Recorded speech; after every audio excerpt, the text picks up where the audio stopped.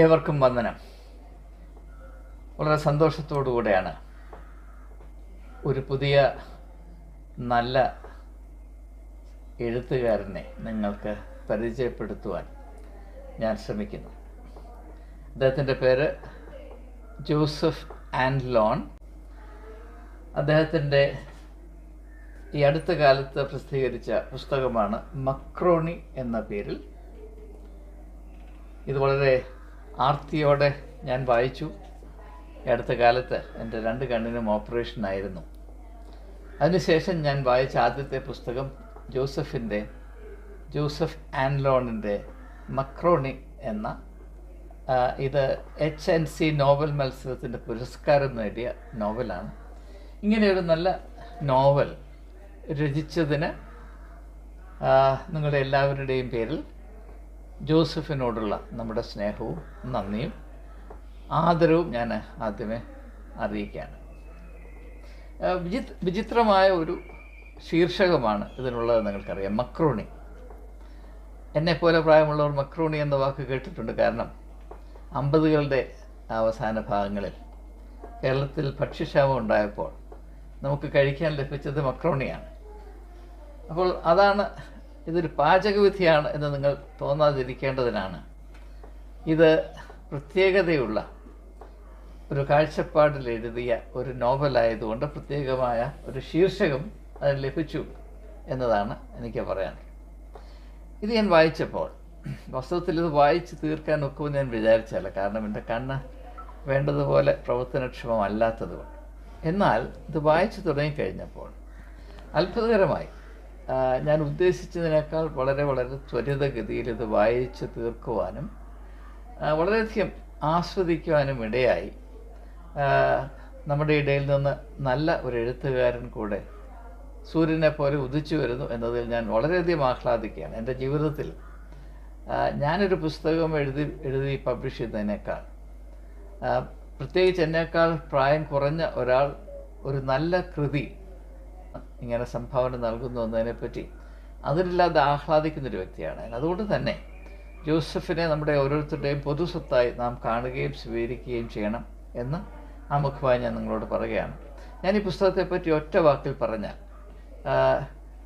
ഇംഗ്ലീഷായിരുന്നു എൻ്റെ പ്രധാനപ്പെട്ട ഭാഷ എന്നതുകൊണ്ട് ഞാനിതിനെ a kaleidoscope of contemporary life എന്ന് പറയും. അതായത് കലൈഡോസ്കോപ്പ് നിങ്ങൾക്കറിയാം, പല വിധത്തിലുള്ള ദൃശ്യങ്ങൾ, അതിനകത്തുള്ള കാര്യങ്ങളൊന്ന് കുലുക്കിയിട്ട് തിരിക്കാൻ വേറെ ഇങ്ങനെ വരും. അങ്ങനെ പലവിധമായ കാര്യങ്ങൾ ഒന്നിച്ച് ചേർത്തിട്ടുള്ള മനോഹരമായ ഒരു കൃതിയാണ് A kaleidoscope of contemporary life. അപ്പോൾ എന്നെ സംബന്ധിച്ച് ഇത് വായിക്കുന്നതിൽ ഒരു പ്രത്യേക അനുഭവം എന്താണെന്ന് ചോദിച്ചാൽ, ഞാൻ ഏതാണ്ട് 1/2 നൂറ്റാണ്ട് കേരളം വിട്ട് വെളിയിലായിരുന്നു, ഡൽഹിയിലായിരുന്നു. അപ്പോൾ കേരളത്തോടുള്ള എൻ്റെ ബന്ധം വളരെ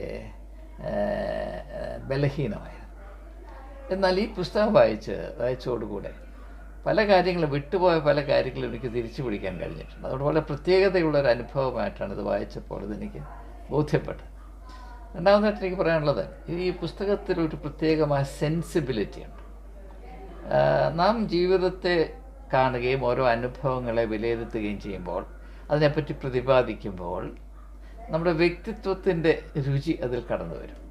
ഓരോ എഴുത്തുകാരൻ്റെയും പ്രത്യേക സിഗ്നേച്ചറുള്ള ഒരു സെൻസിബിലിറ്റി ഉണ്ട്. എൻ്റെ ആത്മാവിനോട് വളരെ അടുത്ത ഒരു സെൻസിബിലിറ്റി, ഒരു വൈകാരിക, ബൗദ്ധിക, സർഗാത്മകപരമായ ഒരു മൃദുലത, ഒരു പ്രത്യേകത, ഒരു പുഷ്പത്തിൻ്റെ മണം പോലെ, അല്ലെങ്കിൽ ഒരു കുഞ്ഞിൻ്റെ മുഖത്ത് തെളിഞ്ഞു വരുന്ന പുഞ്ചിരി പോലെ, അല്ലെങ്കിൽ ആറിലൊഴുകുന്ന കാട്ടാറിൻ്റെ ഒരു ചെറിയ സ്വരം പോലെയുള്ള പ്രത്യേകത ഇതിലുണ്ട് എന്ന് പറയാൻ എനിക്ക് സന്തോഷമുണ്ട്. അതുപോലെ തന്നെ ഇതിൽ കൂടെ പ്രകടമാകുന്ന ആ ശൈലി, എഴുത്തിൻ്റെ ശൈലി, സ്റ്റൈലെന്ന് പറയും. അപ്പോൾ അതും വളരെ ആസ്വാദ്യകരമാണ്, വളരെ മനോഹരമായിട്ട് എഴുതപ്പെട്ട ഒരു കൃതിയാണ് എന്ന് പറയുന്നതിൽ ഈ സന്തോഷം. അതുകൊണ്ട് ഞാനിനി അധികമായിട്ട് എൻ്റെ ആമുഖ പ്രസ്താവനകൾ ദീർഘിപ്പിക്കാതെ നിങ്ങളെവരെയും ജോസഫിലേക്ക് തന്നെ ക്ഷണിക്കുകയാണ്. അദ്ദേഹം, നിങ്ങൾക്കറിയാം, എൻ്റെ കൂടെ ഇപ്പോൾ ഇരിപ്പുണ്ട്. എനിക്ക് വളരെ അത്ഭുതമാണ് വാസ്തവത്തിൽ ഇങ്ങനെ ഒരു കൃതി. ഇത് വളരെ ബൃഹത്തായ ഒരു കാലഘട്ടത്തെയും അതിൻ്റെ ജീവിത ഇംഗ്ലീഷിൽ പനോരമ എന്നൊരു വാക്കുണ്ട്, ദ പനോരമ ഓഫ് ലൈഫ്. അത് വിശാലമായ കവറേജുള്ള, അത് പലയിടങ്ങളിൽ ചെന്ന് മുട്ടുന്നുണ്ട്. ഡൽഹിയിൽ പോകുന്നുണ്ട്, മറ്റിടത്ത് പോകുന്നുണ്ട്, കേരളത്തിലൂടെ സഞ്ചരിക്കുന്നുണ്ട്, അവിടെ പോകുന്നുണ്ട്, ജീവിതത്തിൻ്റെ വിവിധ മുഖങ്ങളെ ഉൾക്കൊള്ളിക്കുന്നുണ്ട്. വളരെ ബൃഹത്തായ ഒരു ദർശനം, എ കോംപ്രിഹെൻസീവ് വിഷൻ നമുക്ക് പറയാം. അപ്പോൾ അതെന്നെ വളരെയധികം വാസ്തവത്തിൽ അത്ഭുതപ്പെടുത്തുന്നു. ഏതായാലും ഇത് സംബന്ധമായ ചില കാര്യങ്ങൾ, ഈ പുസ്തകത്തിൽ അടങ്ങിയിരിക്കുന്ന കാര്യങ്ങൾ ഇതിൻ്റെ സൃഷ്ടാവായ ജോസഫിനോട് തന്നെ നമുക്ക് ആരാഞ്ഞറിയാനുള്ള അവസരം. നിങ്ങൾ ഏവരും ഈ പുസ്തകം വായിക്കും എന്ന ഒരു വലിയ പ്രതീക്ഷ എനിക്കുണ്ട്. I am happy to very strongly recommend this novel to all of you. ഇനി എനിക്ക് ജോസഫിൽ നിന്ന് പ്രാപിക്കാനുള്ള, നമുക്ക് ഏവർക്കും പ്രാപിക്കാനുള്ള, ആദ്യമായിട്ട് പ്രിയപ്പെട്ട ജോസഫ്, ഞങ്ങളുടെ ഇടയിലേക്ക് സ്വാഗതം. ഈ നോവൽ എഴുതുവാനിടയായ സാഹചര്യം വളരെ ഹ്രസ്വമായിട്ട് ഒന്ന് പങ്കിട്ടാൽ അത് പ്രയോജനമായിരിക്കും. ഞാൻ 2013 ഈ നോവലിൻ്റെ രചന ആരംഭിക്കുന്നത്. 2013 ആരംഭിച്ച് 2016 ഏകദേശം അത് പൂർത്തീകരിച്ചു എന്ന് തന്നെ പറയാം. അപ്പോൾ പൂർത്തീകരിച്ചതിന് ശേഷം ഞാൻ CMS കോളേജിലെ മലയാളത്തിൻ്റെ HOD ആയിരുന്ന, എല്ലാവർക്കും സുപരിചിതനായ നമ്മുടെ ഡോക്ടർ ബാബു ചെറിയാൻ സാറിനെ ഈ പുസ്തകം ഒന്ന് കാണിച്ചു. അദ്ദേഹം എനിക്ക് തോന്നുന്നു 1 മാസം എടുത്ത് വളരെ സാവധാനം തന്നെ അതിനെ അപഗ്രഥിച്ചുകൊണ്ട് ഒരു വായനയും പഠനവും നടത്തിയിട്ട് എന്നോട് പറഞ്ഞു, നമുക്ക് വളരെ അഭിമാനത്തോടെ തന്നെ അവതരിപ്പിക്കാൻ പറ്റുന്നൊരു കൃതിയാണിത്, ഇത് നമുക്ക് പ്രസിദ്ധീകരിക്കണം. അപ്പം സാറിൻ്റെ ഒരു അഭിപ്രായത്തിൽ സാഹിത്യ പ്രവർത്തക സഹകരണ സംഘത്തിൻ്റെ കോട്ടയത്തുള്ള SPCS വഴി ഇതിനെ പ്രസിദ്ധീകരിക്കണം എന്നുള്ളൊരു അഭിപ്രായം സാറ് പറഞ്ഞു. എനിക്കും അത് താല്പര്യമായിരുന്നു. എന്നാൽ ചെറിയ എഡിറ്റിംഗ് വർക്കുകളൊക്കെ ഇതിനകത്ത് നടത്തേണ്ടതായിട്ടുണ്ടായിരുന്നു. അത് പല വ്യക്തിപരമാകുന്ന സാഹചര്യങ്ങൾ കൊണ്ട് നീണ്ടുപോയി. അങ്ങനെ നീണ്ട ഒരു 4 വർഷവും എൻ്റെ പേഴ്സണലായിട്ടുള്ള കുറേ കാര്യങ്ങളും ഒക്കെ വന്ന് നീണ്ടുപോയി. അപ്പം ബാബു ചെറിയാൻ സാറ് തന്നെയാണ് ഈ HC പബ്ലിക്കേഷൻസിൻ്റെ ഡയമണ്ട് ജൂബിലിയോടനുബന്ധിച്ച് അവരൊരു കേരളത്തിലെ എഴുത്തുകാർക്കിടയിൽ പുതിയ എഴുത്തുകാരെ കണ്ടെത്താനും അവരെ പ്രോത്സാഹിപ്പിക്കാനുമായി ഒരു നോവൽ ഒരു മത്സരം അവർ സംഘടിപ്പിച്ചു. അപ്പോൾ ബാബു ചെറിയാൻ സാറ് തന്നെ എന്നോട് ഇതിനെപ്പറ്റി പറയുകയും ഞാനിതിൻ്റെ അറിയിപ്പിനെ കിട്ടിയതിന് ശേഷം ഇത് കൊടുക്കാൻ വേണ്ടി, അല്ലെങ്കിൽ അയച്ചു കൊടുക്കാൻ വേണ്ടി ശ്രമം ആരംഭിച്ചു. പക്ഷെ എനിക്ക് അതിൻ്റെ അവസാന ദിവസമാണ് ഇത് തൃശ്ശൂർ കൊണ്ട് ഞാൻ കൊടുക്കുകയായിരുന്നു. HNCയുടെ ഹെഡ് ഓഫീസിൽ കൊടുക്കുകയായിരുന്നു. പിന്നീട് അവർ ഓരോ കാര്യങ്ങളും എന്നെ അറിയിച്ചുകൊണ്ടിരുന്നു. പ്രാഥമിക പട്ടികയിൽ തിരഞ്ഞെടുക്കപ്പെട്ടതും പിന്നീട് മാസങ്ങളെടുത്തു. അതിൻ്റെ പ്രധാനപ്പെട്ട കേരളത്തിലെ അറിയപ്പെടുന്ന നമ്മുടെ പ്രസിദ്ധരാകുന്ന നമ്മുടെ എഴുത്തുകാർ, നമ്മളിപ്പോൾ വളരെ ആദരവോടെയൊക്കെ ഞാൻ നോക്കി കണ്ടുകൊണ്ടിരുന്ന CV ബാലകൃഷ്ണനും KB പ്രസന്നകുമാറും സന്തോഷ് കുമാറും അതിൻ്റെ വിധികർത്താക്കളായിരുന്നു. അതോടൊപ്പം തന്നെ P സുരേന്ദ്രൻ മാഷായിരുന്നു അതിൻ്റെ കോർഡിനേറ്റർ. അപ്പം അത്ര മികച്ച സാഹിത്യകാരന്മാർ അതിൻ്റെ ഒരു ജൂറിയിൽ വന്നു. അവർ 250ഓളം പുസ്തകങ്ങളിൽ നിന്ന് മികച്ച 4 കൃതികളെ അന്തിമ പട്ടികയിൽ നിന്നും തിരഞ്ഞെടുത്തു. എൻ്റെ പുസ്തകത്തോടൊപ്പം വേറെ 3 പുസ്തകങ്ങളൂടെയുണ്ട്. ഒന്ന് ശ്രീകണ്ഠൻ കരിക്കകത്തിൻ്റെ സെൻ കൊറോണ എന്ന് പറയുന്ന നോവൽ. അത് കൊറോണയുടെ ഒരു പശ്ചാത്തലത്തിൽ, ആ കൊറോണ എന്ന മഹാവ്യാധി വന്നതിൻ്റെ ഒരു പശ്ചാത്തലത്തിൽ എഴുതപ്പെട്ട നോവലാണ് സെൻ കൊറോണ. പിന്നെ VK അനിൽകുമാർ, അദ്ദേഹം സംഗീത നാടക അക്കാദമിയിലെ ഉദ്യോഗസ്ഥനാണ്. കാസർഗോഡ് തൃക്കരിപ്പൂറാണ് അദ്ദേഹത്തിൻ്റെ സ്വദേശം. ദൈവക്കരു എന്ന് പറയുന്ന ഒരു നോവൽ. അതൊരു പ്രാദേശികമാകുന്ന നമ്മുടെ വടക്കൻ മലബാറിലെ തെയ്യം നിത്യജീവിതത്തിലെ, വടക്കൻ മലബാറിലെ നിത്യജീവിതത്തിലെ പ്രതിരോധമായും സമകാലിക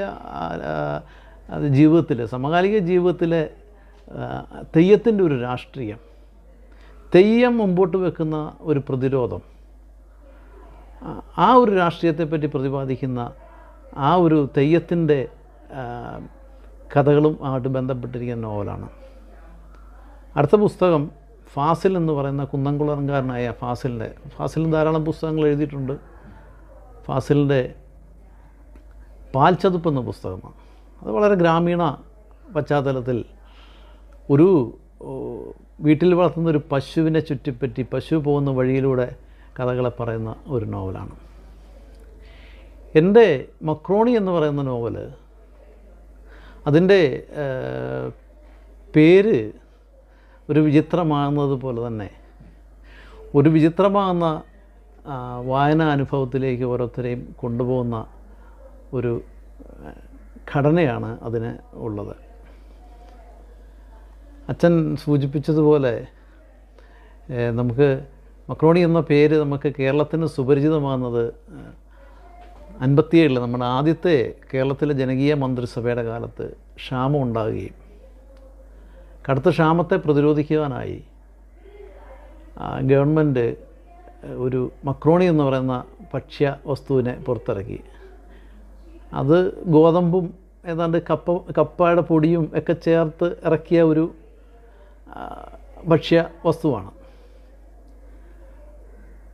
അപ്പം അന്നത്തെ പ്രതിപക്ഷം കോൺഗ്രസ്സുകാർ ഈ മക്രോണി എന്ന് പറയുന്ന ഈ ഭക്ഷ്യ വസ്തുവിനെ പരിഹസിച്ചുകൊണ്ട് കേരളത്തിൽ അങ്ങോളം ഇങ്ങോളം രാഷ്ട്രീയ പ്രചരണം നടത്തി. അതിന് അവർ പ്രധാനമായും ഉപയോഗിച്ചത് ആലപ്പുഴക്കാരനാകുന്ന ഒരു കാതികനുണ്ടായിരുന്നു, രാജൻ എന്ന് പറയുന്ന കാതികൻ. അദ്ദേഹത്തിൻ്റെ ഹാസ്യ കഥയായിരുന്നു മക്രോണി. അപ്പം മക്രോണിയെ കേരളത്തിൽ അങ്ങോളം ഇങ്ങോളം ഇവർ രാഷ്ട്രീയ പ്രചരണമാക്കി. കോൺഗ്രസിൻ്റെ മീറ്റിങ്ങുകളിലൊക്കെ ഈ കഥാപ്രസംഗം ഉണ്ടാവും, ജനങ്ങൾ അവിടെ കൂടും. അന്ന് ഇതുപോലെ ടി വി ഇല്ല, മറ്റ് വിനോദോപാധികളൊന്നും ഇല്ലാത്ത ഒരു കാലഘട്ടം. കേരളത്തിൻ്റെ ശൈശവ ദശയാണ്. കേരളമായിട്ട് വളർന്നു വരുന്നതേ ഉള്ളൂ. അപ്പം ആ കാലഘട്ടത്തിൽ നമ്മളുടെ നാട്ടിൽ, ഞാനന്ന് ജനിച്ചിട്ടില്ല, നമ്മളുടെ നാട്ടിലും കോൺഗ്രസിൻ്റെ ഒരു രാഷ്ട്രീയ പ്രചരണ യോഗമുണ്ടായി. MP ഗോവിന്ദൻ നായർ പോലുള്ള ആൾക്കാർ അവിടെ പങ്കെടുത്തു, കോൺഗ്രസിൻ്റെ ആൾക്കാർ. അപ്പം നേതാക്കന്മാർക്ക് വരുവാനൊക്കെ ഗ്രാമീണമാണ് നമ്മുടെ ഗ്രാമത്തിലേക്ക് കോൺഗ്രസിൻ്റെ നേതാക്കന്മാരെ കടന്നു വരുന്നു.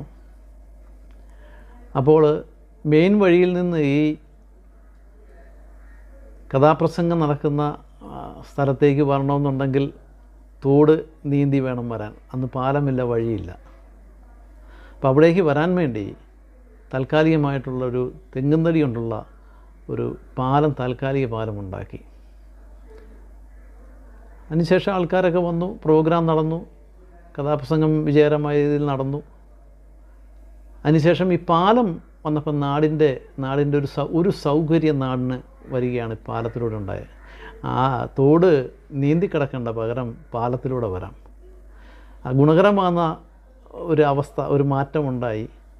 അതിനെ പാലം പൊളിച്ചില്ല, പാലത്തിന് ജനങ്ങൾ ഉപയോഗിക്കുവാൻ തുടങ്ങി, അക്കരെ ഇക്കരെ കിടക്കുവാനായി. ഇപ്പം നാട്ടിലെ ചില ചെറുപ്പക്കാർ അവർ ഈ കമ്മ്യൂണിസ്റ്റ് മന്ത്രിസഭയോട് അനുകൂലിക്കുന്നവരാകാം, അവർ മക്രോണി പാലമെന്ന് പരിഹസിച്ച് പറയുവാൻ തുടങ്ങി. കാലക്രമേണ അത് ഒരു പേരായി, യാഥാർത്ഥ്യമായി, അത് മക്രോണി ജംഗ്ഷനായി മാറി. ഇതിന് കേരളത്തിലെ മറ്റ് സ്ഥലങ്ങളെക്കാൾ അല്ലെങ്കിൽ നാമധേയങ്ങളെക്കാൾ മതേതരത്വമാകുന്ന ഒരു അടയാളം ആണ് ഈ മക്രോണി എന്ന് പറയുന്ന സ്ഥലം. മക്രോണി എന്ന ആ ഒരു ശീർഷകത്തിൻ്റെ പശ്ചാത്തലം ശ്രോതാക്കൾക്ക് നല്ല വ്യക്തമായി മനസ്സിലായി കാണും എന്നാണ് ഞാൻ വിചാരിക്കുന്നത്. അപ്പോൾ അതുപോലെ തന്നെ അപ്പോൾ ഈ കൃതിയുടെ പിറവിയുടെ പിന്നിൽ ഒരു സംസ്ഥാനത്തിൻ്റെ ചരിത്രമുണ്ട് എന്നതുപോലെ തന്നെ ഞാൻ സാഹിത്യ മേഖലയിൽ ആജീവനാന്തം ജോലി ചെയ്തൊരു വ്യക്തി എന്ന നിലയിൽ, നോവലുകൾ പഠിപ്പിച്ച ഒരു വ്യക്തി എന്ന നിലയിൽ ഒരു ചിന്ത, ഓരോ എഴുത്തുകാരൻ്റെയും ആദ്യ കൃതിയിൽ അദ്ദേഹത്തിൻ്റെ ബയോഗ്രഫിക്കൽ എലമെൻറ്റ്സ്, അതായത് വ്യക്തിപരമായ അനുഭവങ്ങൾ, രുചികൾ, അത് ഈ കൃതിയെപ്പറ്റിയും അന്വർത്ഥമാണ് എന്ന ഒരു പ്രതീതി ഇത് വായിച്ചപ്പോൾ എനിക്കുണ്ടായി. അപ്പോൾ അത് ഏത് തോതുവരെ ആത്മകഥപരമായ മെറ്റീരിയൽസ് അല്ലെങ്കിൽ സംഭവങ്ങൾ അല്ലെങ്കിൽ കാഴ്ചപ്പാടുകൾ, വികാരങ്ങൾ ഇതിൽ ഉൾക്കൊണ്ടിട്ടുണ്ട് എന്നൊരു പക്ഷേ വായനക്കാർക്ക്, പ്രോസ്പെക്റ്റീവ് റീഡേഴ്സ്, അവർക്കറിയാൻ താല്പര്യം കാണും. തീർച്ചയായിട്ടും നോവലിൻ്റെ ഉള്ളടക്കത്തിൽ പലപ്പോഴും ആത്മകഥാപരമാകുന്ന അംശങ്ങൾ കടന്നു വന്നിട്ടുണ്ട്. എന്നാൽ അതല്ലാതെ വളരെ ഗബ്രിയേൽ ഗാർസിയ മാർക്കോസിൻ്റെ ഏകാന്തയുടെ 100 വർഷം എന്ന് പറയുന്ന നോവലിനെ പറ്റി അദ്ദേഹം പറഞ്ഞതുപോലെ തന്നെ, എന്നാൽ നമ്മുടെ ജീവിതത്തിലൊക്കെ നമുക്ക് സ്വപ്നമാണോ മിഥ്യയാണോ എന്ന് തിരിച്ചറിയാൻ വയ്യാത്ത വിധത്തിലൊരു മാജിക്കൽ റിയലിസത്തിൻ്റെ ഒരനുഭവം. എന്നാൽ അതൊക്കെ ഒരു പക്ഷേ നമ്മളെ സംഭവിച്ചിട്ടുള്ളതും അല്ല നമ്മളുടെ സ്വപ്നത്തിൽ കടന്നു വന്നിട്ടുള്ളതോ, നമ്മളുടെ വായന അനുഭവങ്ങൾ നമ്മുടെ ഹൃദയങ്ങൾ, നമ്മുടെ ചിന്തകളിൽ രൂഢമായി പോയിട്ടുള്ള ചില ആശയങ്ങളുടെ പ്രതിഫലനമൊക്കെ ആയി അവയൊക്കെയും സ്വാധീനിച്ചിട്ടുണ്ട്. എന്നാൽ അതിലുപരി ആത്മകഥാ അംശത്തെപ്പറ്റി ചോദിച്ചതുകൊണ്ട് അതിനെപ്പറ്റി വ്യക്തമായി പറയും. ഇതിനകത്ത് ഇപ്പോഴും ജീവിക്കുന്ന ചില കഥാപാത്രങ്ങൾ ഉണ്ട്, ജീവിച്ചിരിക്കുന്ന കഥാപാത്രങ്ങളുണ്ട്. പ്രത്യേകിച്ചൊരു നാടിനെപ്പറ്റി പറഞ്ഞു തുടങ്ങുമ്പോൾ അത്തരം ചില അംശങ്ങൾ ധാരാളമായിട്ട് അതിനകത്ത് കടന്നു വന്നിട്ടുണ്ട്. ഇതിനകത്ത് രണ്ട് കഥാപാത്രങ്ങൾ എൻ്റെ ബാല്യകാല സുഹൃത്തുക്കൾ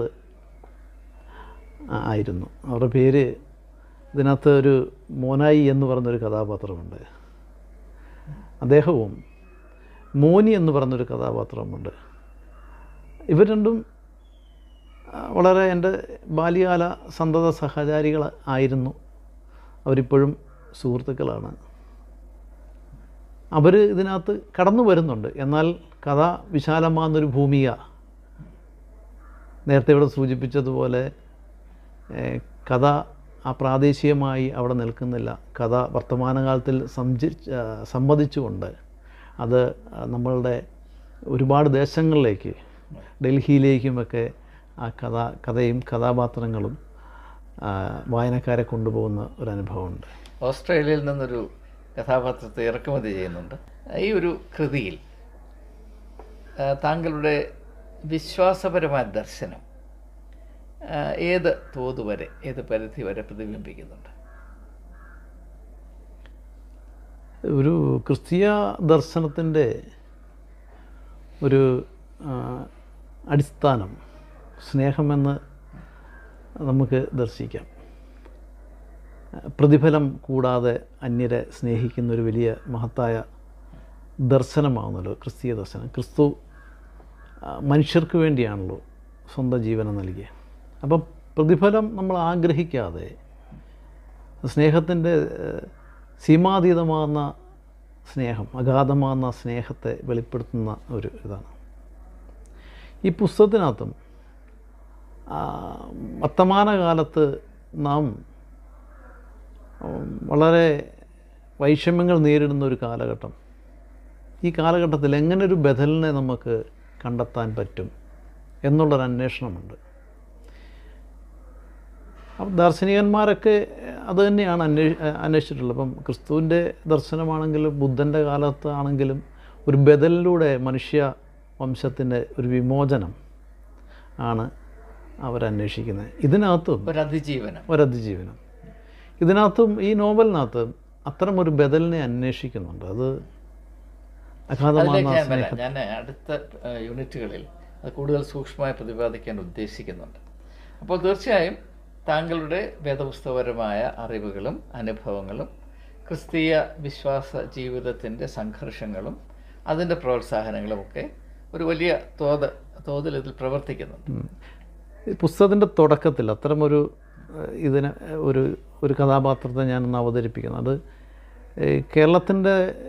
കേരളത്തിൻ്റെ ഒരു ജനാധിപത്യ മതേതര മനസ്സിനെ രൂപപ്പെടുത്തുന്നതിൽ, കേരളത്തിൻ്റെ നവോത്ഥാനം എന്ന് വേണം പറയാം, അതിനെ രൂപപ്പെടുത്തുന്നതിൽ വളരെ പങ്ക് വഹിച്ചിട്ടുള്ള ഒരു വ്യക്തിയാണ് ബെഞ്ചമിൻ ബെയ്ലി. അതുകൊണ്ടാണ് ഞാൻ ഈ ചോദ്യം ചോദിക്കാൻ കാര്യം. അദ്ദേഹത്തിൻ്റെ പ്രവർത്തനങ്ങൾ അദ്ദേഹം ഇവിടെ വളരെ, എനിക്ക് തോന്നുന്നു കേരളം അന്ന് വളരെ അപരിഷ്കൃതമാകുന്നൊരു ഭൂവിഭാഗം, സാഹിത്യവും ഭാഷയും മറുഭാഷയും ഒന്നുപോലെ കോർത്തിണക്കിയ ഒരു വ്യക്തിത്വം. ഞാൻ 10-20 വർഷങ്ങൾക്ക് മുൻപ് വായിച്ചൊരു പുസ്തകം ഇപ്പോൾ എൻ്റെ മനസ്സിൽ വരികയാണ്. അത് ബെർട്രാൻഡ് റസ്സലിൻ്റെ പൊളിറ്റിക്കൽ ഐഡിയൽസ് എന്ന് പറഞ്ഞ പുസ്തകമാണ്. അദ്ദേഹം പറയുന്നത്, ആധുനിക ലോകത്തിൽ മനുഷ്യനായി ജീവിക്കണമെങ്കിൽ 3 കാര്യങ്ങൾ വേണം. ഒന്ന്, reorientation from the acquisitive to the creative. ഇന്ന് മനുഷ്യന് എല്ലാം പിടിച്ചു പറിക്കണം, എല്ലാം അത്യാർത്ഥിയാണ്, ഇന്ന് കിട്ടണം എന്ന ഈ ഒരു മനുഷ്യ തെണ്ടുകളായി പോവുകയാണ്. അതിൽ നിന്ന് മുക്തി പ്രാപിച്ച് ഇനി ഞാൻ 10-20 വർഷങ്ങൾക്ക് മുൻപ് വായിച്ചൊരു പുസ്തകം ഇപ്പോൾ എൻ്റെ മനസ്സിൽ വരികയാണ്. അത് ബെർട്രാൻഡ് റസ്സലിൻ്റെ പൊളിറ്റിക്കൽ ഐഡിയൽസ് എന്ന് പറഞ്ഞ പുസ്തകമാണ്. അദ്ദേഹം പറയുന്നത്, ആധുനിക ലോകത്തിൽ മനുഷ്യനായി ജീവിക്കണമെങ്കിൽ 3 കാര്യങ്ങൾ വേണം. ഒന്ന്, reorientation from the acquisitive to the creative. ഇന്ന് മനുഷ്യന് എല്ലാം പിടിച്ചു പറിക്കണം, എല്ലാം അത്യാർത്ഥിയാണ്, ഇന്ന് കിട്ടണം എന്ന ഈ ഒരു അതിൽ നിന്ന് മുക്തി പ്രാപിച്ച് ഇനി എനിക്ക് സർഗാത്മകത പ്രാപിക്കണം, I want to be creative എന്ന് വരിക.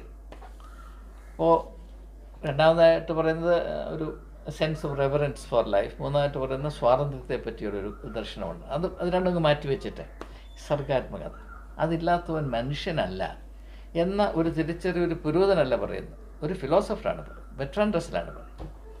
അപ്പോൾ അങ്ങനെ ഒരു സാഹിത്യ സർഗാത്മകപൂർണമായ ഒരു 2 പേരെ അല്ലെങ്കിൽ 3 പേരെ എൻ്റെ മനസ്സിൽ വരുന്നുള്ളൂ. ഏറ്റവും പ്രധാനമായിട്ട് വരുന്നത് സാറേ ജോസഫ് തന്നെയാണ്.